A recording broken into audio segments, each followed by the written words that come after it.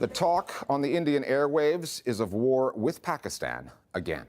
Last week, a suicide bomber killed 40 Indian soldiers in Kashmir. A militant group based in Pakistan, Jaish-e-Mohammed, has claimed responsibility for the worst such attack in more than 70 years. Prime Minister Narendra Modi's government in New Delhi has accused the Pakistani government of backing the group, and many Indian news outlets have gone further, calling for a crackdown on so-called anti-nationals at home who they describe as terrorist sympathizers. The social media side of this story also deserves scrutiny. Twitter, Facebook, and WhatsApp. The messaging there can be out of control and ugly. We've reported on the Pakistani media before, and we will again. But with India just months away from a general election, we're focusing on that side of this story. The stakes were already high for the ruling BJP and its primary challenger, the Congress Party.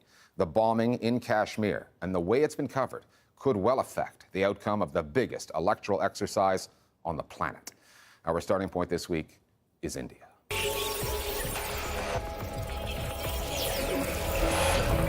We begin today on a very disturbing and grief-stricken note. Every time an incident like this happens, before government can respond, before the army can respond, the media immediately jumps the gun, asking for war. सबके मन में सबसे बड़ा सवाल यही है कि आखिर पाकिस्तान से बदला कैसे लिया जाएगा? There's two parts to it. One is that the anger which is justified, the demand for justice. All of us are left trying to figure out what is the next step that should be taken. But this narrative then evolves into a call for war against Pakistan. India wants Pakistan punished. And like you, I also want Pakistan punished. There is no denying where the demand for justice comes from, or the news value of the story. On the 14th of February, an SUV packed with explosives rammed into a convoy carrying Indian soldiers and detonated. It was the deadliest peacetime attack on the armed forces since India won its independence in 1947. The coverage on 24-hour news channels has been wall-to-wall, which is editorially defensible, but descends into unjournalistic ranting, especially during prime time. There are anchors calling for war. Studios populated with former generals talking military tactics. हमारे साथ मौजूद army के 5 general बताएंगे क्या है उनका war plan. Because for the Indian news media, this story ticks so many boxes. Kashmir, Pakistan, the army, and the attack came just as campaigning begins for a national election that is just months away. The attack has provoked a kind of, first of all, a national outpouring of grief on mainstream media channels and the spewing of lots of venom against various targets, particularly against Pakistan, but also against Kashmiris. पत्थर मारते मारते ये लड़के आतंकी बन जाते हैं. There's been a jump to assume who is responsible, to make people collectively responsible, and this is the case on many English language and vernacular channels. With the exception of a few sane voices, what you have is a completely absurd and very dangerous competitive jingoism that's perennially on display from all these anchors. India is demanding justice, accountability. The anchors actually play a pretty strong role in shaping public opinion, and in the present moment their reaction is all the more dangerous. What makes Indian news channels unique is that there are so many of them, far more than any other country. India's media boom began in 1998, and news channels have since seen growth that is exponential. Indians can watch national news channels, regional ones, vernacular channels in various languages, more than 400 in all, pumping out coverage 24/7. The competition for viewers has an intensity like nowhere else. Many anchors feel the need to shout louder, more radically, just to be heard, seen, and clicked upon. And as political debate in India has grown more polarized, often over Prime Minister Modi's brand of Hindu nationalism, TV output has grown more debased. When that kind of coverage is fed into the Indian social media messaging machine, the effect can be dangerous. One of the anchors on a very popular debate, a primetime debate, actually said that you are either for or against the nation. You will be marked out if you're against the nation. And that's the same kind of rhetoric that I'm also noticing on social media. So it's interesting how social media and television have actually, at least some news channels have actually been hand in hand when it comes to setting the narrative for the current mood.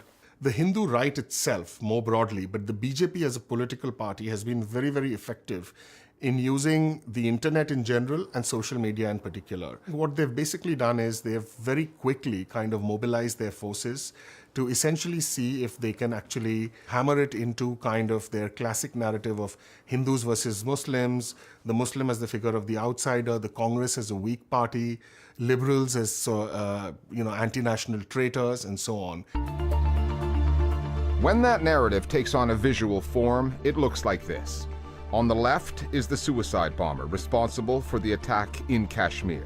On the right, Rahul Gandhi, the Congress party leader running against Prime Minister Modi's BJP. It's a Photoshop job, and a crude one, but it's made the rounds on social media, designed to reinforce the notion that Congress is soft on Kashmir, terrorism, and Muslims in general.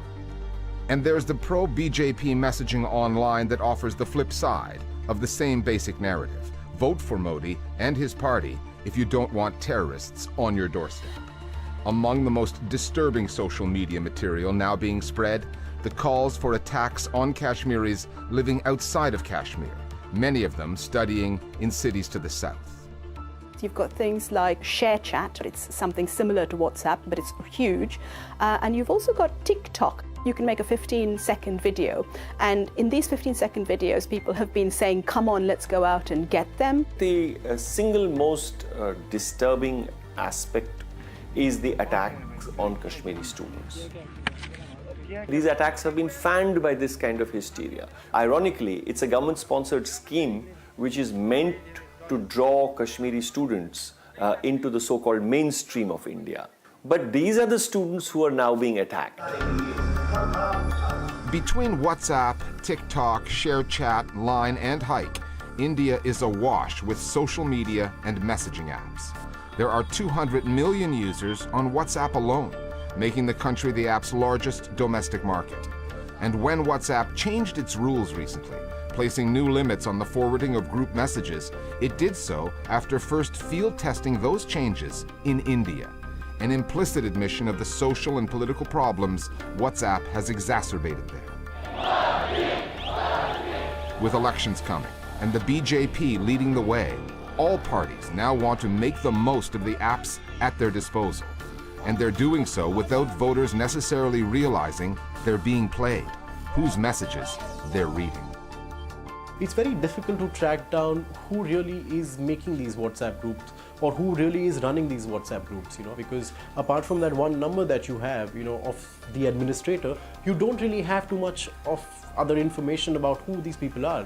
Some of these groups are run by party sympathizers, sometimes staff associated with leaders of different political parties, in a way sort of supervising what happens in this group.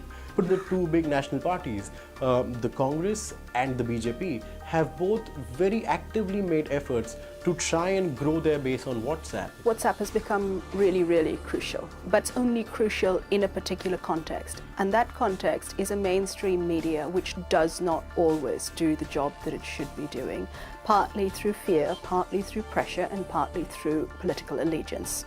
And so if we had fewer fake stories making it through mainstream media, then the role that WhatsApp played would be far less. It isn't just that one exists as a parallel universe to the other. It's a symbiotic relationship.